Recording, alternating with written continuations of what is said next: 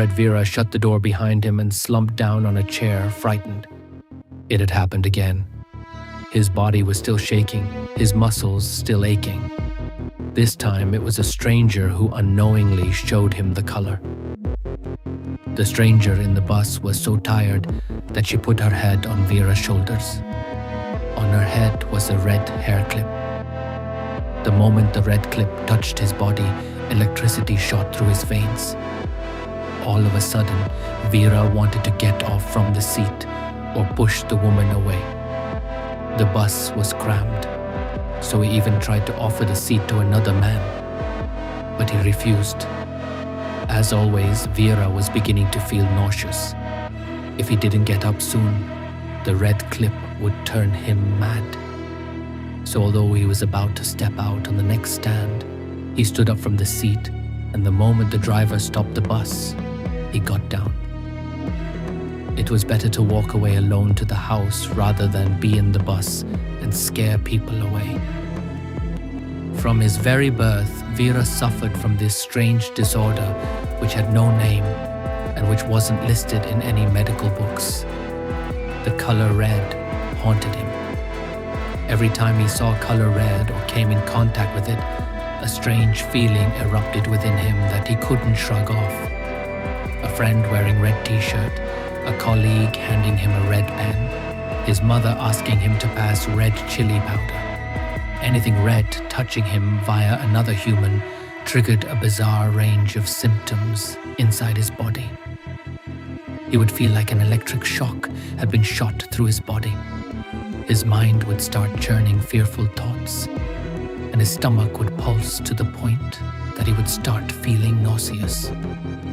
If the contact persisted for a few more moments, his body would start to become misshapen. He would experience a sudden bulge in the muscles, and his legs would start shaking as if they have been put on icy needles. As a child, his parents had taken him to doctors, astrologers, psychologists, spiritual teachers, and even those sinister-looking healers. His own grandfather was a scientist, but he already died 2 decades ago. Everyone would prescribe him some or the other medicine, some remedy, some lifestyle change. But after a few days, when he touched red color, the same symptoms surfaced. At one point in his life, he was left distraught. He felt unfair and powerless. Over time, the phobia enveloped him so intensely that he started avoiding anything that was at a close distance to him that was red. Even seeing the color aroused jitters in his body. Then one day, his wife suggested him to purchase a robot. She said he could carry the robot with him, and every time someone handed a red object to him, the robot would receive it instead of him. So he approached a tech company and got himself a new robot.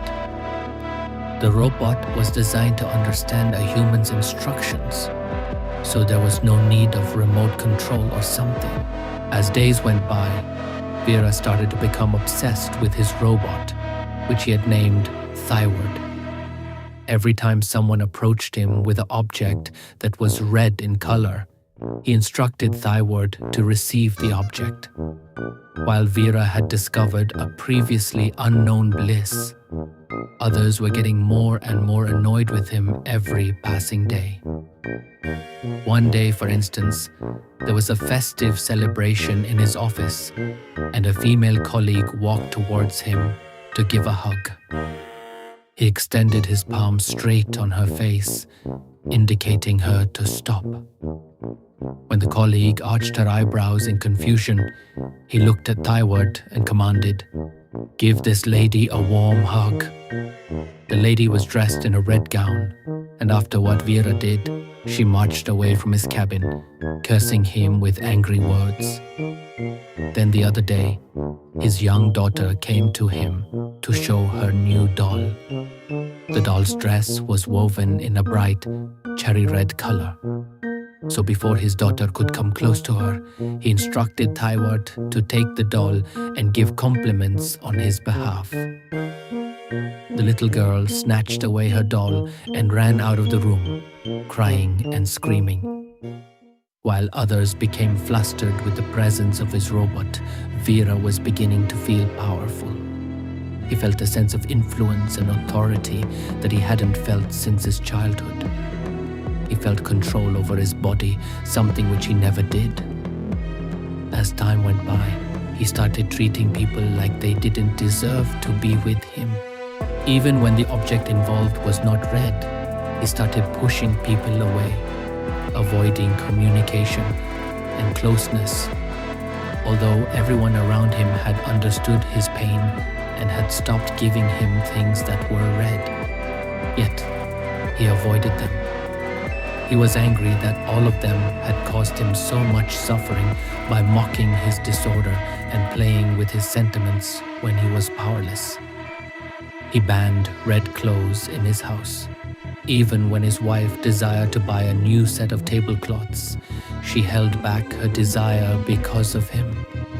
When his daughter wanted to buy a new car toy, she didn't tell her wish to her parents because she wanted her dad to be happy. Everyone remained tight-lipped, but secretly, everyone was worried about him. Vera was beginning to isolate himself. All the time he spent with his robot. Thyward accompanied him everywhere, from his workplace to markets and even private salons. He appeared outside his room only during meals, and during that time too, he just ate, talked seldom, and walked away without saying a word. Even more so, he ordered his wife to go and live in a separate room, because he didn't want her to feel vigilant in the presence of Thyward. He was resentful that she always treated his disorder as a weakness. Instead of supporting him, she asked him to bring a robot.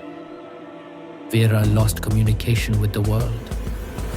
Whenever he wanted to say anything, instead of communicating it to the person, he would ask Thyward to say it and step back from confronting the person himself. At first, people kept dismissing his behavior, thinking that he was just hurt. But as months passed, frustration took over everybody. When their efforts to get close to him, to communicate to him didn't work, they stepped back and got involved in their own lives. Even his wife and daughter stopped trying to console him. They made peace with his obnoxious state of mind and believed that he wouldn't change, although they hadn't lost hope. On the other side, Vera became depressed. He would spend hours talking to Thyward about how people betrayed him and how nobody really loved him. Even in restaurants, he wouldn't eat anything unless it was passed from Thyward's hands. The other day, he was leaving home to go to work and asked Thyward to pick up a folder. Thyward didn't pick it up, just kept standing where he was. Vera gave the instruction once again. Once again, the robot didn't respond. When Vera turned to inspect it, he noticed that something was wrong with him. Instead of going out without him, he called his office and filed a leave for the day. He also called the company and asked them to send an engineer to repair the robot. When the engineer arrived, he told Vera that the robot was having a glitch and he wouldn't work anymore, and that he would need to replace it with a new robot or dump it. Vera clenched his head and collapsed on the floor, crying. How am I going to live without Thyward? Thoughts like these were spinning in his head. His wife sat with him and took his hands in hers. She tried to assure him that he could live his life without the robot, as he had done for so many years. But Vera refused to entertain any argument. He wanted Thyward back. For the next 3 days, he didn't go to office. When he did go, his colleagues came to him one by one to express their condolences. The same colleague who had once come to hug him walked with a box of snacks she had prepared for him. "It's not red. Please take it," she told him. Vera looked at her, then extended his shivering arm to receive the box. When he returned home, he saw his mother, who'd been staying in America, sitting on the dinner table waiting for him. Ever since his wife had told her about his ongoing state, she'd wanted to come and see him. But due to her business operating there, she couldn't make time. Now she was here to see her son. She got up from the chair and rushed to hug Vera. Suddenly, tears rolled down his eyes and crumbled down in her arms like the schoolboy he once used to be. The shell he had built around him to avoid people had cracked, and he couldn't hold back the pain anymore. Time rolled by and Vera became used to living his old life again. Each time he touched something red, his body started shaking and the entire set of symptoms returned. Oftentimes, he had to leave a place altogether because his body would be going through a burst of electricity. He was in pain once again. He wanted to end this, but after the robot incident, he couldn't gather enough courage. Then one day, he decided to face it. He traveled to the hills and walked inside a Buddhist temple. A monk there handed him a red robe. He needed to wear this robe to meet the senior monk. He knew that by wearing this robe, he could lose his life. But he had made a decision already. He tottered inside an empty room and draped the red robe around his body. Nothing happened. Then, out of the blue, the weather outside became stormy and a piece of hail crashed through the room's window and landed straight on him. Electricity shot through his body. He started shaking vigorously. Despite the winds being cool, thick drops of sweat were dripping from his forehead. He felt like he was dying. He gripped his throat, which was choking like a cork had been pushed inside it. Outside, the sky was dancing with streaks of lighting. Thunder growled, and after a few moments, the sky went completely dark. Since there was no light in the room, Vera couldn't see anything. With flailing arms, he tried to sputter a scream, but a guttural puff came out.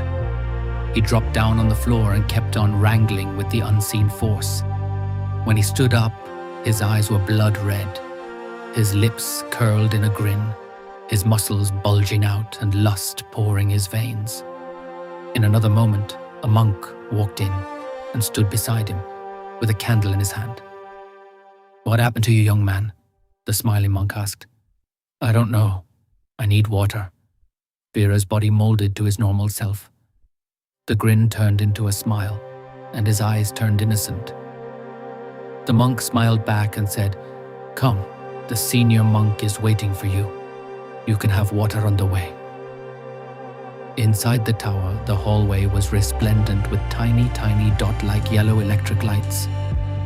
As he walked through the corridor, he felt as if he was walking inside a grand galaxy with zillions of glittering golden stars.